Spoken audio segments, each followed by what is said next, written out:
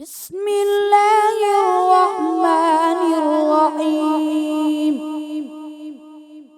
قد أفلح المؤمنون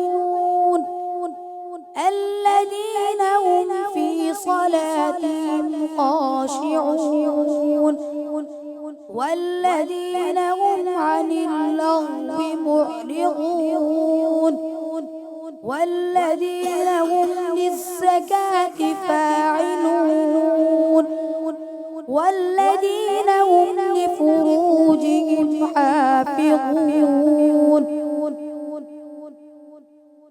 إلا على أزواجهم أو ما ملكت أيمانهم فإنهم غير ملومين.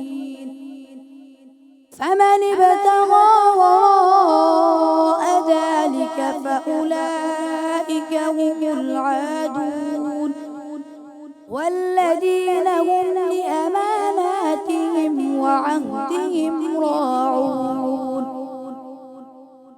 والذين هم على صلواتهم يحافظون أولئك